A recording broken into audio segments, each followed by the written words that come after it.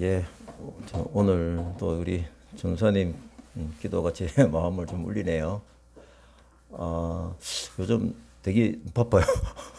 그 수연의 교회 그한 5시간을 저한테 줘가지고 또 그러고 또 내일 또 준비를 해야 되고 오늘 설교도 준비해야 되고 그러니까 양이 많다고 해서 그 안에 있는 쥐를 소홀할 수 없지 않습니까? 그래서 제가 이제 그 말씀을 볼 때마다 이 설교 입장에서 이렇게 하십시오라고 하는 게 맞나 할 정도로 제가 자신이 제한테 얘기하시는 것이 너무 많은 거예요. 그러니까 이 바울 사도의 일들이 저 멀리 있는 일이라고 그러면 그냥 막 감각 없이 얘기하겠는데 거의 좀 상황이 가까이 있습니다.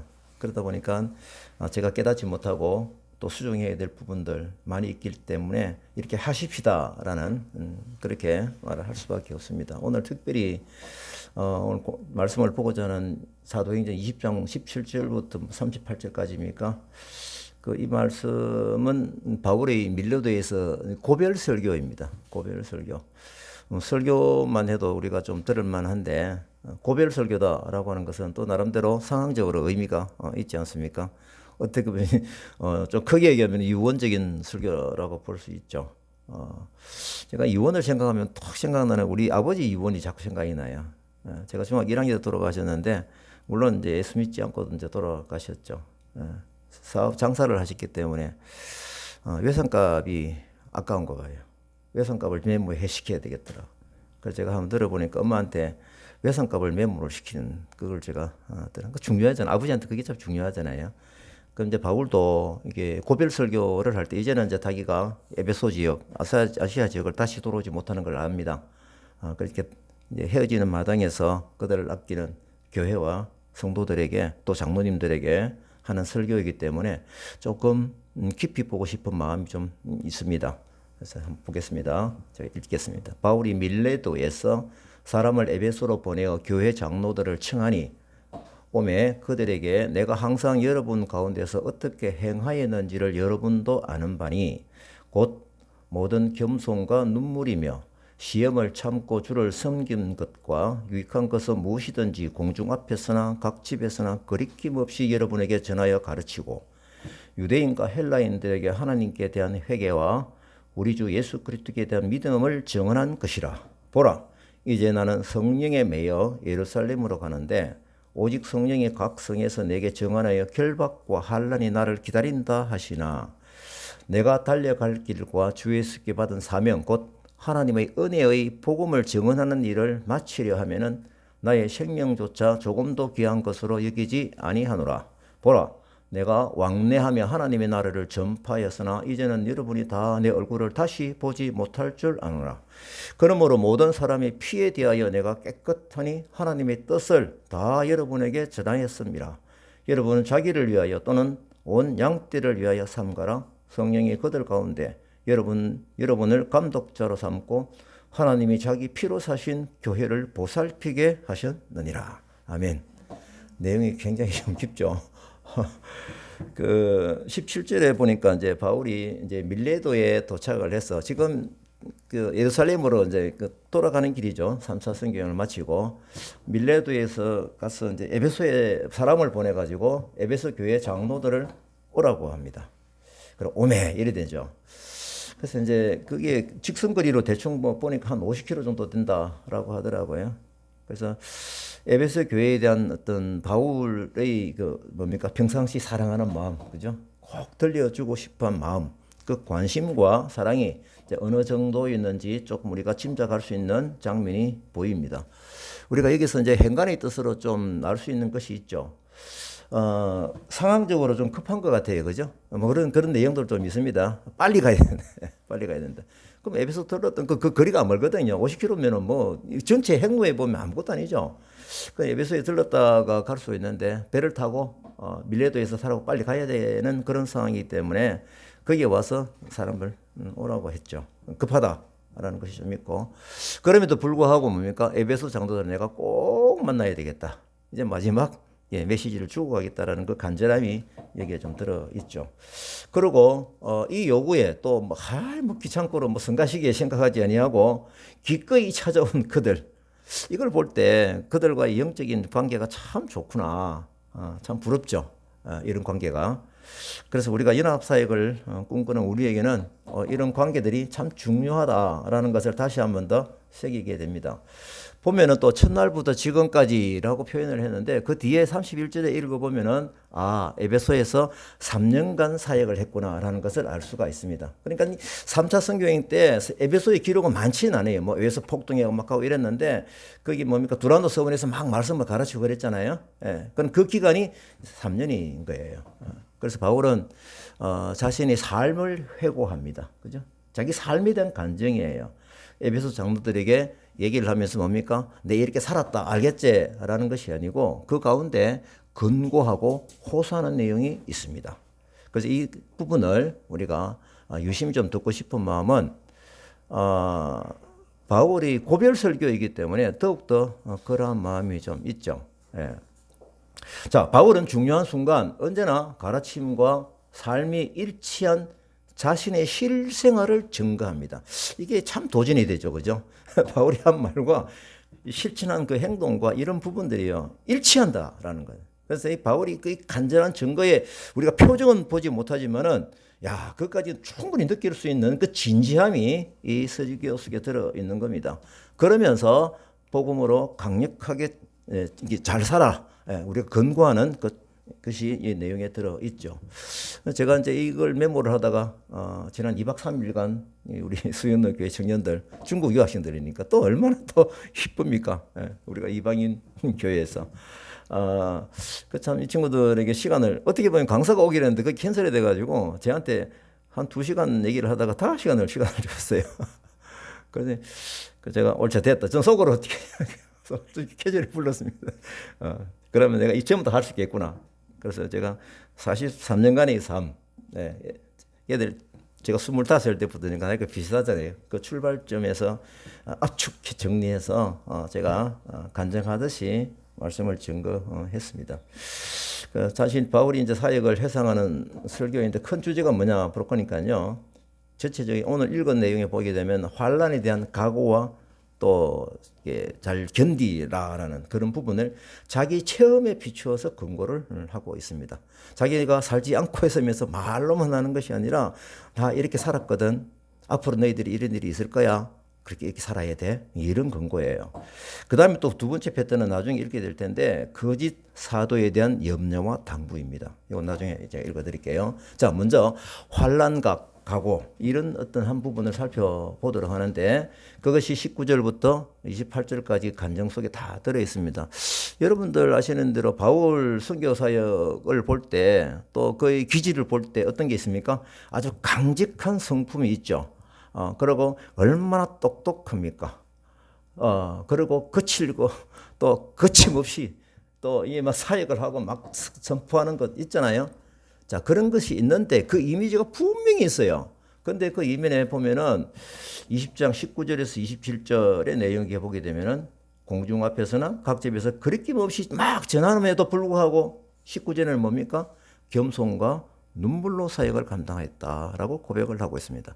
어떻게 보면 이게 사실 다른 내용 같아요. 그죠? 이건 이거고 저건 저거고 이게 어떻게 동시에 일어날 수 있느냐라고 생각할 수가 있는데 바울은 그러한 삶을 살았다라고 하는 것입니다. 그래서 사실 우리가 아시는 대로 이제 고도의 지성인이잖아요. 그죠? 그 다음에 이분들이 또 메시지가 얼마나 강직합니까? 강력하고 또 뚜렷합니까? 자기 삶에서 그렇게 살았습니까? 또. 그죠? 근데 그런 사람들 앞에서 눈물을 볼 수 있다라고 하는 것은 굉장히 중요한 패턴인 것 같습니다. 그래서 우리가 이 바울이 흘린 눈물도 우리가 동시에 좀 가지고 영원 사랑하는 마음일까요? 무엇을 위한 눈물인지 그걸 또 살펴보면서 우리가 말씀을 보도록 하겠습니다. 자, 이제 바울이 흘린 눈물 가면은 이 흘린 눈물이 여기만 아니라고 군데군데 조금씩 기억나는 데가 있어요. 그 성경을 좀 한번 보도록 하겠습니다. 어떤 상황에서 바울이 눈물을 흘렸는가라고 하는 것입니다. 나를 괴롭게 해서 힘이 들어서 눈물을 흘렸는 건지 뭐 때문에 흘렸는 건지 20장 31절에 나중에 나옵니다만은 뭡니까? 여러분이 일깨어 내가 3년이나 밤낮 쉬지 않고 눈물로 각 사람을 훈계했던 것을 기억해라. 그죠? 그렇게 살았다는 거예요. 그리고 고린도후서 2장 성경 따라오십니까? 예, 하나씩 따라오세요. 2장 4절에 보게 되면은 내가 마음에 큰 눌림과 걱정이 있어 많은 눈물로 너에게 썼노니 너희를 향하여 넘치는 사랑이 있었다라고 하는 겁니다. 어떻게 보면은 걱정 때문에 눈물을 흘렸구나 생각하기 쉬운데 뒤에 말씀을 보니까 뭡니까? 같이 걱정하며 위로를 하고자 하는 사랑이 넘치는 그들을 향한 사랑 때문에 흘린 눈물이다라는 것을 볼 수가 있습니다. 빌립보서 3장 18절 19절 따라오시죠. 예. 내가 여러 번 너에게 말하였거늘 이제도 눈물을 흘리며 말한다. 무슨 말을 합니까? 그리스도의 십자가의 원수로 행하는 그들 앞에서 그들은 멸망받을 거구나. 안타까운 마음이죠. 그들이 신은 배요 그 영광은 그들이 부끄러움에 있고 땅의 일을 생각하는구나. 그들이 돌아오지 못하고 회개하지 못하여서 그들이 결국은 멸망할 수밖에 없는 그런 인생을 바라볼 때 눈물을 흘리며 그들에게 복음을 전하고 있는 겁니다. 이렇게 볼 때 바울은 정말 한 영혼 한 영혼 구원에 대한 눈물의 고백 참 우리들에게 새삼 울리고 있습니다. 바울이 결심한 선교적인 방향이 있습니다. 어떻습니까? 제가 기억나는 건 정말 감동으로 읽었던 적이 있거든요. 왜냐하면 바울은 이방 선교의 부름을 받았잖아요. 이방 선교 부름을 받았거든요. 근데 바울은 사실은 유대인을 향해서 열중을 집중을 했었습니다. 근데 하도 안 받아들이니까 나 이제 이방인에 간다 하면서 간 거예요. 그럼에도 불구하고 그때 이 말씀을 로마서 9장 3절 말씀을 읽겠습니다. 같이 한번 읽어보시죠. 시작. 나의 경계 곧 골격의 지적을 위하여 내 자신이 저주를 받아 그리스도에게서 분을 지키라고 원하는 바로. 예, 여기에 보면은 복음의 대상 누구입니까? 자기 형제 곧 고력의 친척을 위해서 그들이 구원을 받는다라고 하면은 차라리 자기가 저주를 받아도 끊어져도 좋다라고 하는 이 각오를 볼 때, 이방인을 섬기는 바울인데, 이 마음이 자기 동족을 향한 마음이 엄청 크구나라는 것을 알 수가 있습니다.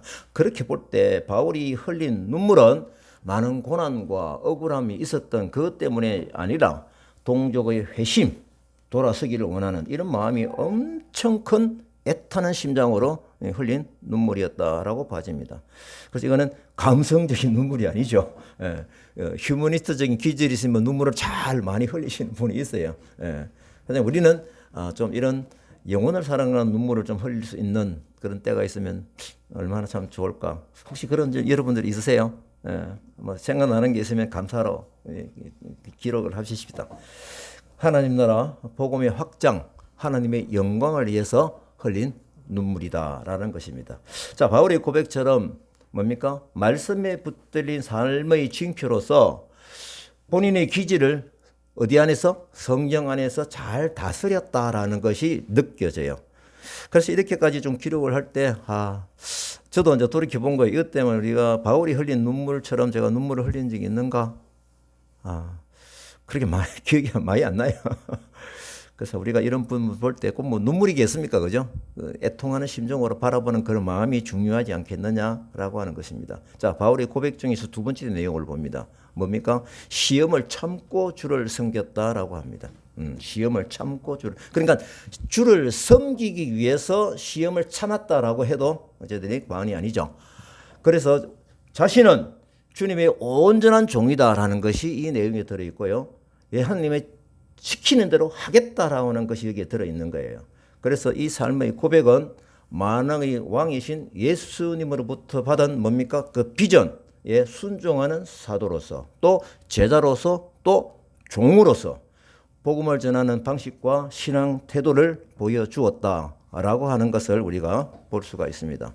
그 다음에 또 보면은 20장 20절에 보니까요. 참 좀 이 부분이 의미 있게 참 느껴져서 개인적으로 깊이 생각하게 된 본문인데요. 공중 앞에서나 각 집에서 두 가지입니다. 그죠? 거리낌 없이 여러분에게 전하였다라고 하는 겁니다. 바울이 복음을 전파할 때 다양한 방법을 사용한 부지런한 목회자이다, 목양자이다 라는 것을 알 수가 있습니다. 우리가 큰 이미지는 뭡니까? 공중 앞에서 막 선포, 아레오파고 같은 그런 연설이 있잖아요. 이런 연설을 능한 사람이죠. 얼마나 똑똑합니까? 그런데 그것만이 아니었구나 라고 하는 것입니다. 회당이나 도라나 서원에서도 막 강론을 했겠죠. 그런데 여기 보면 뭡니까? 각 집에서나라는 거. 이걸 무시하시면 안 됩니다. 그러면 각 집에서도 했다라고 하는 것은 뭡니까? 그들의 필요에 따라서 바울이 신방 설교를 했다는 겁니다.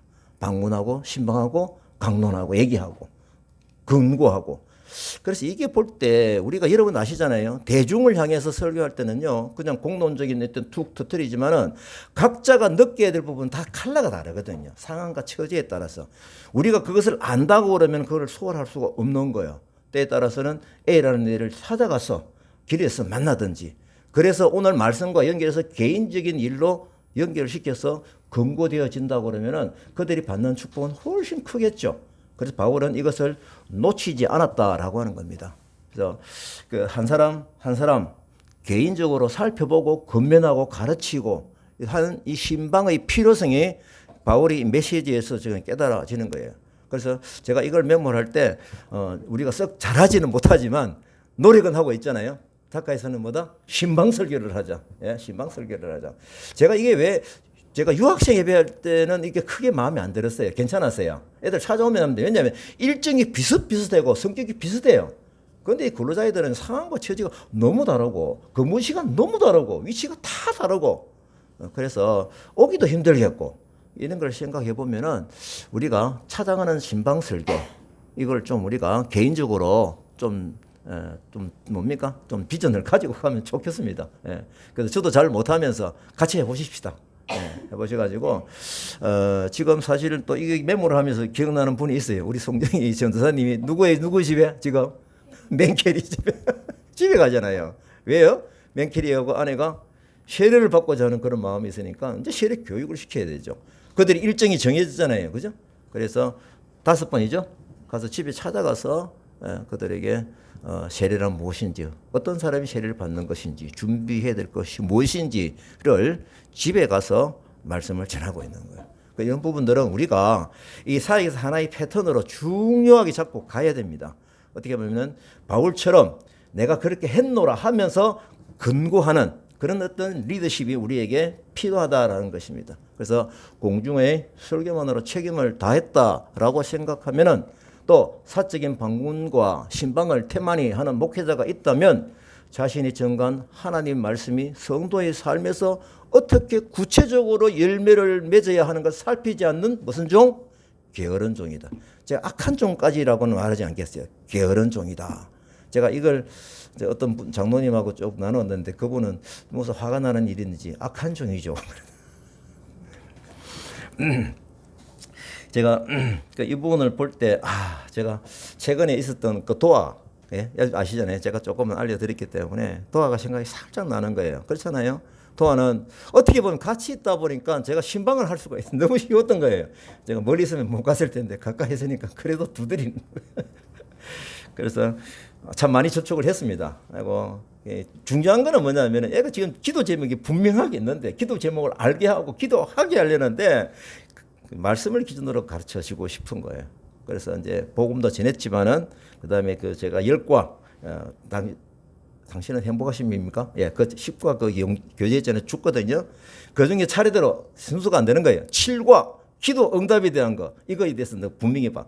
그래서 그걸 보게 해서 기도하게 하고 이렇게 가고 있고 열방 예배 때도 나오게 해서 같이 구체적으로 전도사님하고 기도를 해줬죠.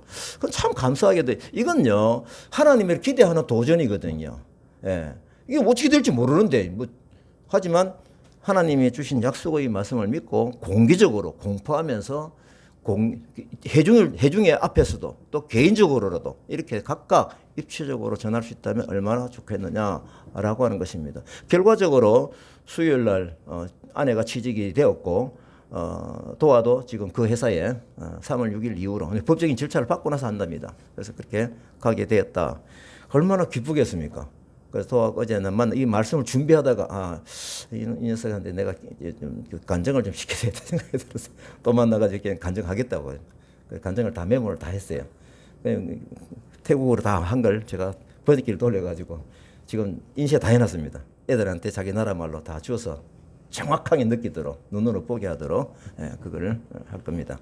자, 이게 바울이 거리낌 없이 전하는 가르침은 어디에서 힘이 나올까요?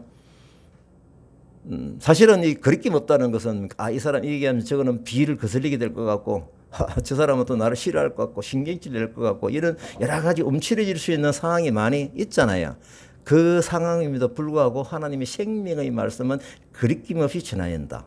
담대히 증거한다 라는 이 내용인 거예요. 그래서 하나님 앞에서 복음을 받은 자로서 정인의 책임자로서 떳떳하게 하겠다는 그 고백인 것이죠. 마치 법정에서 선서에서 내가 본 것을 정직하게 말하겠습니다.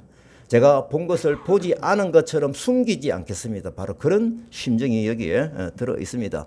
거리낌 없이 떳떳함으로 가르친 것은 21절의 내용이 나옵니다. 무엇을 가르쳤나요? 21절 유대인과 헬라인들에게 하나님께 대한 회개와 그렇죠. 회개하여라. 회개. 이 회개는 사실은 제일 먼저 해야 될 내용이에요. 왜? 하나님의 방법을 하나님의 생명을 받으려고 그러면은 회개해야 이걸 우리가 받을 수가 있거든요.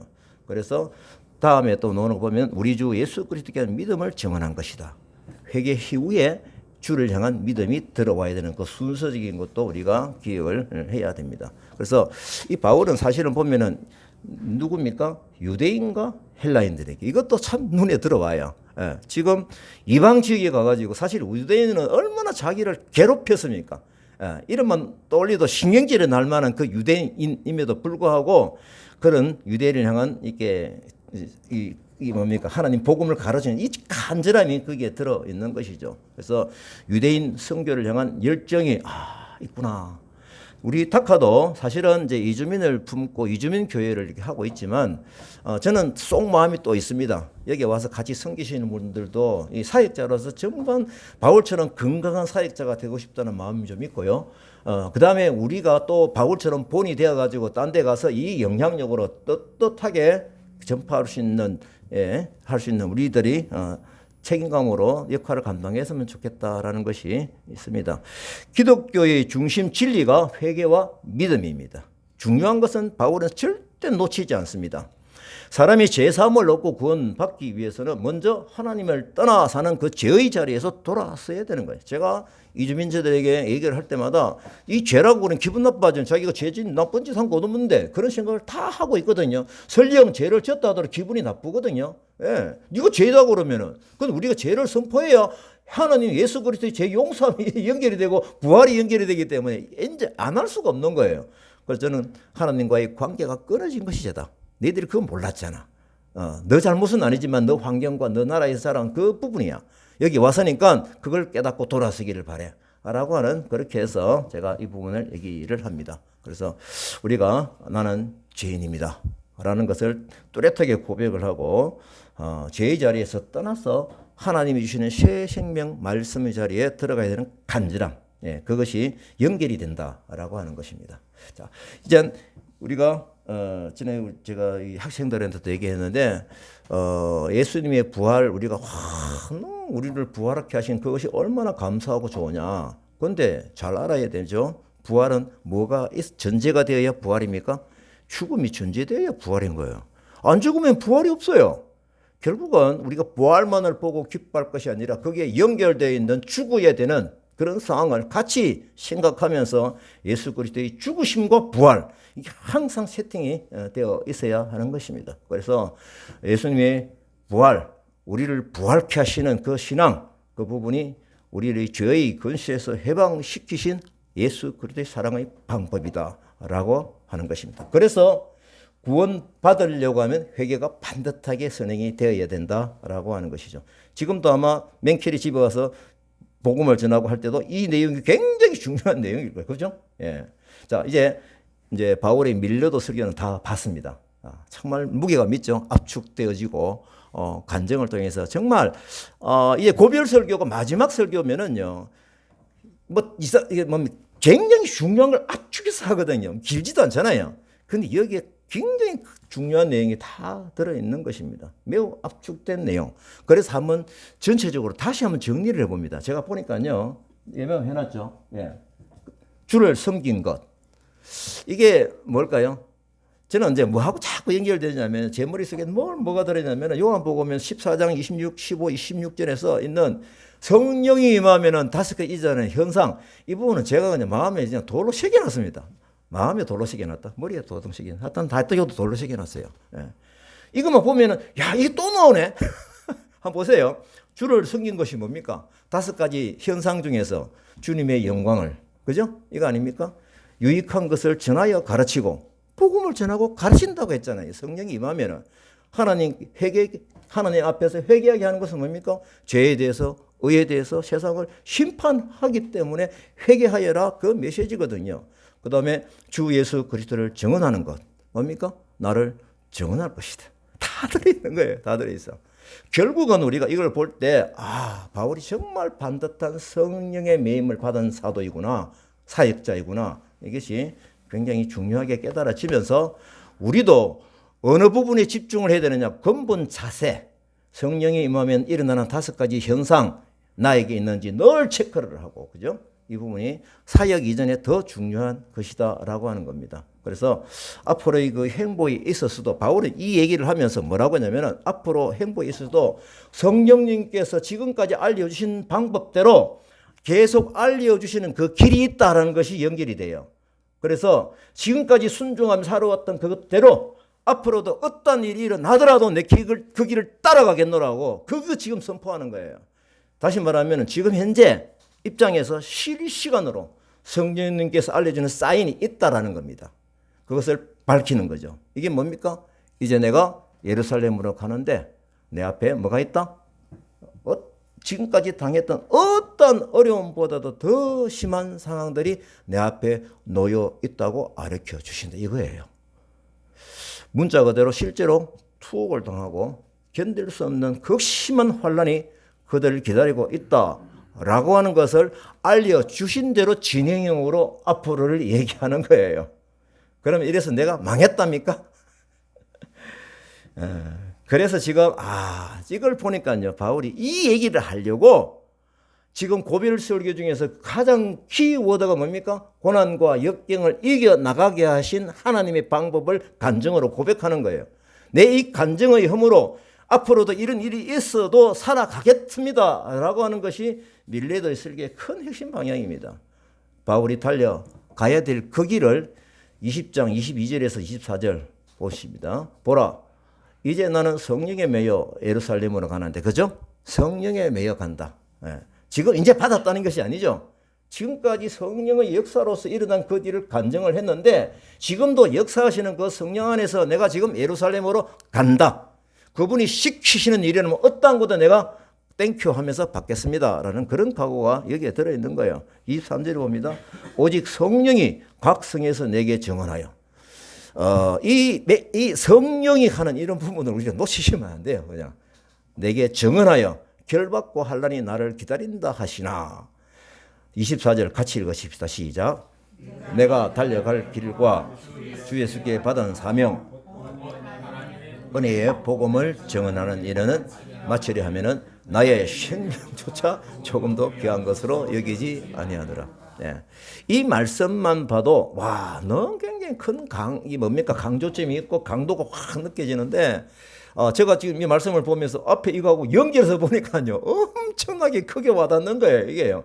결국은 바울은 이걸 고백하기 위해서 과거에 간증을 한 거예요. 나의 달려갈 길과 예수님께 받은 사명, 곧 하나님의 은혜의 복음을 증언하는 일을 마치려 하면 나의 생명조차도 조금 더 귀한 것으로 여기지 아니하겠다. 바울은 지금 선교 사역은 무슨 힘으로 달려가는지가 분명해지죠. 잘 아셔야 돼요. 바울이 가지고 있는 지식의 힘이라 할 수도 있죠. 말빨이라 할 수도 있죠. 또 그가 가지고 있는 여러 가지 좋은 환경적인 배경이잖아요. 로마 시민권 이런 부분들을 생각하기가 쉬운데 그 힘이 아니었구나. 바울은 주 예수께 받은 사명이라고 고백을 합니다.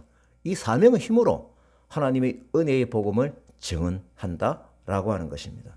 저는 이걸 기록하면서도 제가 사실 수시로 지난번에 우리 유학생 수행학교 친구들 왔을 때도 그 말하는 것이 기억이 나요. 참 내가 70이다. 근데 아직도 내가 열정이, 나도 지금 그것도 신기하다. 근데 중요한 거는 이 힘이 내가 어디에서 나오는지 내가 그걸 분석을 해본다. 분명한 것은 하나님께 주신 사명이다. 그리고 지금까지 살아오면서 하나님께서 그 기도와의 응답과 체험되어지는 그런 여러 가지 내용들이 나를 이렇게 사명으로 붙들고 있구나.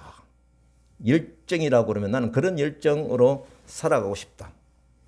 흔히 이제 이런 부분들 때문에 좀 상대적으로 부담스러워하는 분도 있어요. 근데 이건 조금 제가 좀 또 부담스러워요. 결국은 우리가 이런 부분이 성령께서 주시는 비전의 힘, 이걸 고백하면서 제가 사실 아까 말씀드린 대로 43년 동안의 간증을 가지고 한 총 5시간 제가 이건 제가 지난번에 중국에 갔어도 저녁에 부흥회하듯이 저녁 집회 한 5번 그러니까 그냥 아주 리더급들이에요. 우리 교단 선교사님 훈련을 받다가 제 간증을 약간 듣더니 초청을 해가지고 중국까지 갔다 오셨는데 결국은 우리가 과정에서 받은 사명의 연장선상에서 지금까지 왔다라는 고백입니다. 저는 참 개인적으로 감사한 게 정말 하나님께서 저에게 또 이상한 이상하다기보다도 정말 멋있는 법칙을 주신 거예요. 그래서 제가 어제 강의할 때는 전체 큰 틀은 하나님의 농작 법칙 1, 2, 3, 4 네 가지를 해서 증언을 했습니다. 아마 우리 유 권사님 많이 들었죠, 그죠? 우리 딸도 한번 두 번 들었을 거예요. 제가 한번 이 부분은 또 한번 더 신앙의 원리 측면이 중요하기 때문에 한번 기회를 보도록 하겠습니다. 자, 바울은 앞으로 일어날 일에 대해서 나의 생명조차도 조금 귀한 것으로 여기지 않겠다라고 결심을 할 정도의 내용 배경을 다 얘기를 했습니다. 이제 하나님은 바울에게서처럼 각각 비전을 받은 많은 동력자를 우리로 서로 만나게 하셨다라는 고백이 있습니다. 그래서 즐겁게 사역을 감당하십시다. 으쌰 하십시다. 하하 호호 사역하십시다. 이거는 우리 동력의 기준은 저의 기준이 아니고요. 우리 모두의 기준입니다. 여러분에게서는 송정사님 또 입장에서 우리가 되고 우리 최재희 장로님 입장에서는 또 우리가 되고 다 똑같아요. 그래서 우리 모두가 각자의 원탁에 앉은 그런 어떤 마음으로 동력자의 마음으로 같이 사역을 감당하십시다. 바울이 끊임없이 오로지 주를 위해 충성했다라고 하는데 그럼에도 불구하고 뭡니까? 계속 나타나는 결박과 환난 이게 기다리고 있는 상황인 거예요. 자, 이걸 볼 때 우리가 뭘 깨달아야 될까요? 야, 이 하나님 뜻에 따라 열심히 살아가는데 왜 이 허무한 일이 생기냐라고 해석을 하겠습니까? 하나님이 뜻으로 살아가는 그 뚜렷한 삶에 일어나는 뭐다? 영적인 전쟁이구나라는 것을 우리가 알 수가 있습니다. 생명에 대한 맹목적인 애착에 사로잡히지 않겠다는 결심이고 자기의 존재가 거룩한 목적을 완성하는 그 부분이 있다라는 것을 분명하게 하고 있습니다. 그래서 바울에게는 죽느냐 사느냐라는 것이 이것보다도 더 중요할 수가 없다라는 겁니다. 그래서 그가 살아있는 유일한 목적은 하나님께 받은 사명, 하나님의 은혜의 복음을 증가하는 일, 이것을 다 마치는 데 있다라고 고백을 합니다. 우리가 이런 부분들은 또 뚜렷하게 따라갈 수 있는 좀 표대가 되었으면 좋겠습니다. 자, 이어서 바울의 말씀은 아주 사역의 큰 그림을 이제 보여줘요. 큰 그림 전체적으로 25절에서 28절. 보라, 내가 왕래하며 하나님의 나라를 전파하였으나 이제는 여러분이 다 내 얼굴을 다시 보지는 못할 줄 아느라. 이제 고별 설교죠. 그러므로 모든 사람의 피에 대하여 내가 깨끗하니 하나님의 뜻을 다 여러분에게 전하였습니다. 여러분은 자기를 위하여 또는 온 양떼를 위하여 삼가라. 성령이 그들 가운데 여러분을 감독자로 삼고 하나님이 자기 피로 사신 교회를 보살피게 하셨느니라. 복음 전파하는 것은 결국은 하나님 나라 전파하는 것인데 모든 사람의 피에 대해서 내가 깨끗하다. 이건 무슨 뜻일까요? 이거는 그 뒤에 이어지는 말씀을 볼 때 내가 복음 맡은 자로서 복음 전하는 자로서 채무를 남김없이 좀 열심히 했다라는 그 고백인 거예요. 거리끼지 않고 하나님 앞에서 하나님의 뜻을 여러분들에게 다 전했다라는 그런 길백입니다. 그래서 28절에 각오는 뭡니까? 예수님께서 감독자라 삼아 주셨기 때문에 위탁해 주신 목양권입니다. 이걸 중요하게 생각을 봐야 되거든요. 그래서 예수님의 피 흘리심으로 사신 그 교회를 보살피게 한 그런 목양권이니 나에게 책임감이 있게 있었고 이 책임감으로 내가 이 사역을 감당한다는 그 내용이 여기에 들어있는 겁니다. 그래서 교회는 예수님의 피를 흘리셔서 죽음으로 사신 교회이니까 우리는 교회가 불평이 좀 있어도 교회를 포괄적으로 공격하고 불평하면 안 돼요. 예.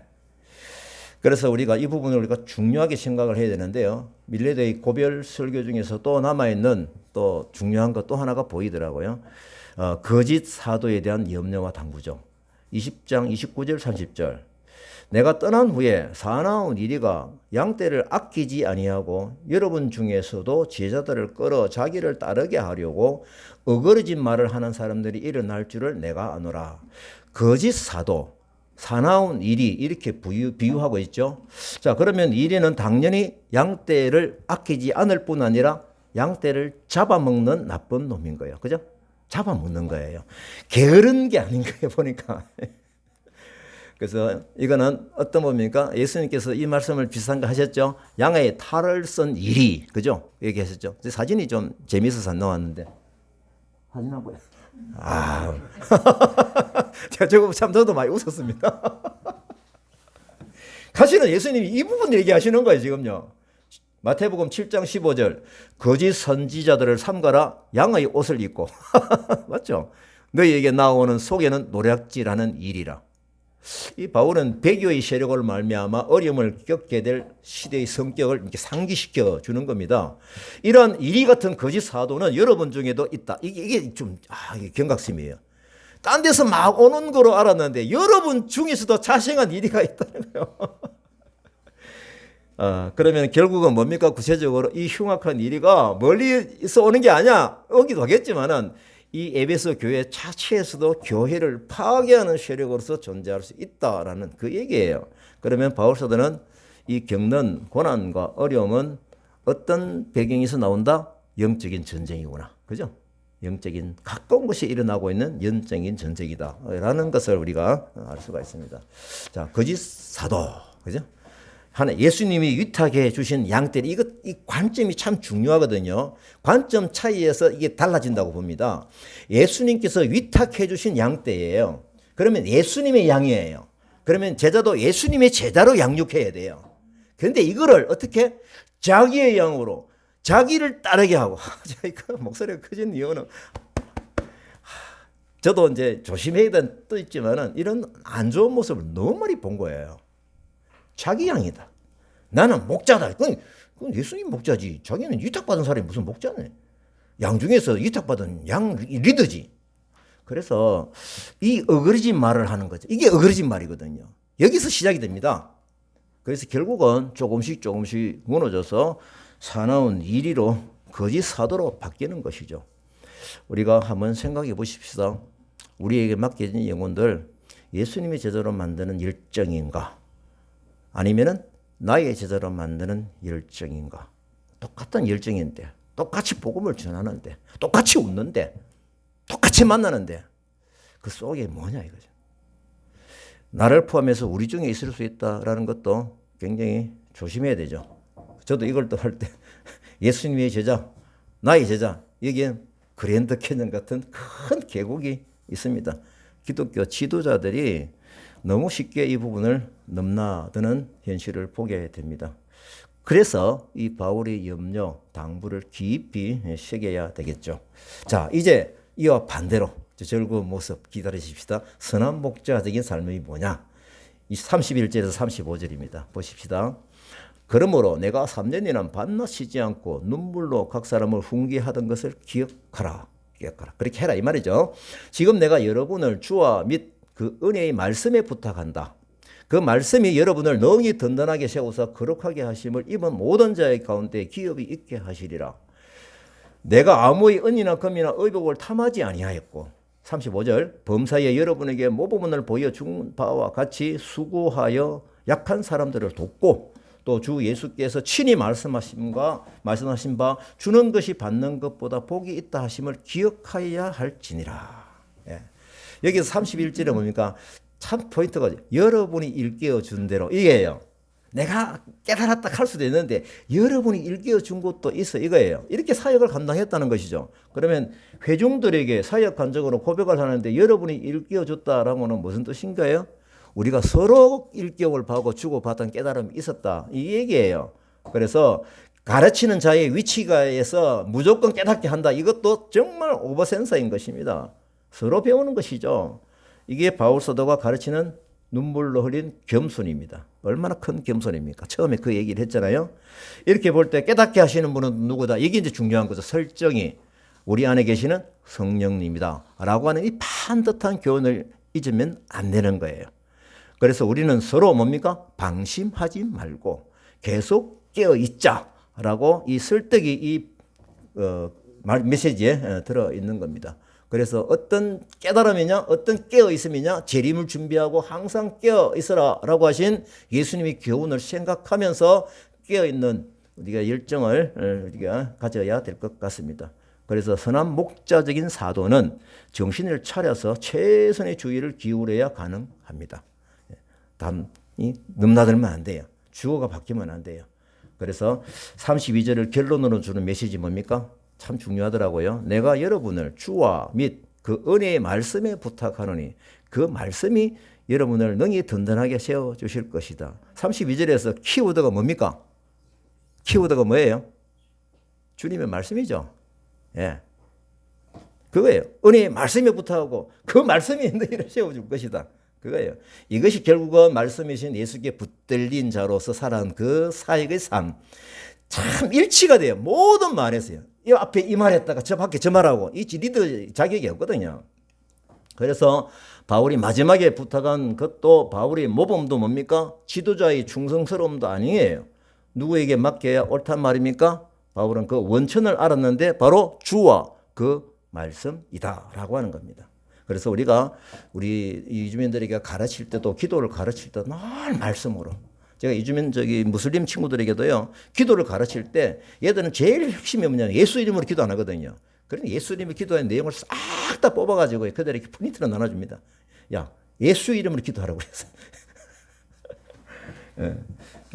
결국은 말씀의 능력이 있어서 교회 안에 있는 모든 악의 세력에서 지켜주시고 거룩하게 해 주실 것이다. 바울 사도는 교회가 누구의 교회며 무엇으로 교회가 거룩하게 갈 수 있는지를 정확하게 꿰뚫어 본 것이죠. 저도 아까 말씀드린 대로 도와 부부에게도 뭡니까? 기도를 가르쳐 말씀으로 가르치자. 말씀으로 그렇게 노력을 했죠. 거기 보면은 내가 아무의 은이나 금이나 의복을 탐하지 아니하였다. 교회 지도자들은 탐욕을 경계해야 되죠. 이때 금, 은, 의복은 뭡니까? 이 당시에 가장 중요한 재산 목록입니다. 요즘 강남에 아파트 이렇게 하게 되면 뭐니까 와 하겠지만은 지금 이 당시에는 금, 은, 의복 이거는 와 결국은 이는 물건을 탐하지 않도록 하는 그 자족의 삶.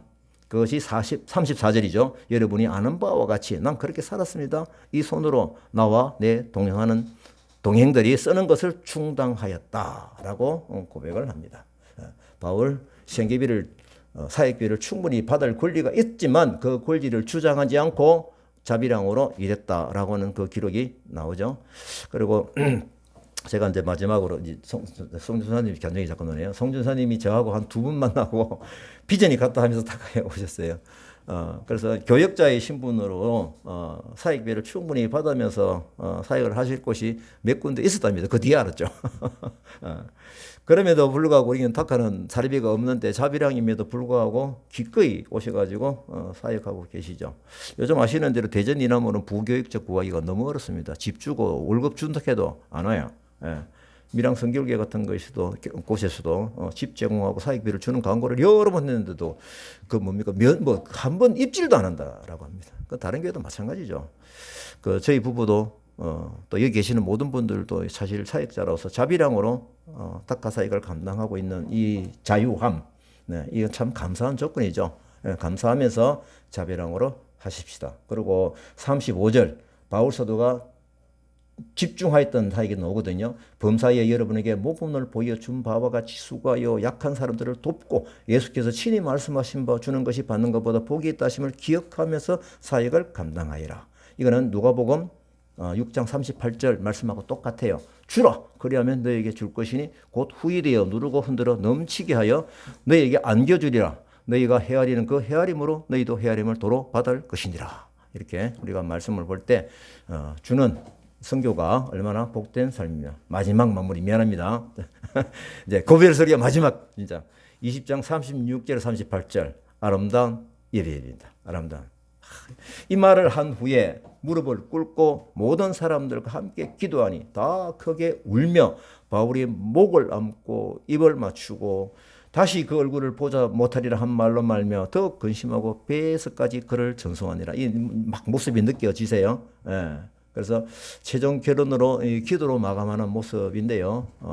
참 주님을 향하여 겸손하게 무릎을 꿇는 태도, 하나님의 간절함, 또 슬픈 감정 이런 것이 전부 다 우드버스하고 울면서 기도하는 그 모습들 얼마나 감동적입니까? 이 부분은 거기 온 동역자들이 정말 서로가 존경하며 감사하고 있는 정말 아름다운 그 모습 헤어짐입니다. 그래서 제가 우리 타카에서도 참 비전도로 만나고 또 어떨 때는 또 나름대로 비전 때문에 이게 뭡니까 이별이랄까요? 이게 흩어지는 이게 가시는 경우도 있거든요. 그래서 이제 아름다운 헤어짐이 있었습니다. 많이 진짜 있었습니다. 그래서 참 그렇게 해서 했는데 최근에 헤어짐에 대해서는 제가 이런 모습을 보여드리지 못해서 좀 예수님께 좀 죄송한 마음이 좀 있어요. 이게 사실입니다. 사실인데 앞으로 우리가 헤어짐이 있다면은 이런 모습들을 기대하고 하면서 밀레도에서 바울과 에베소 장로들이 보여준 그런 모습으로 감동적으로 이렇게 기도하면서 또 헤어질 수 있는 얼마나 좋겠습니까? 노력하겠습니다. 아멘. 감사합니다.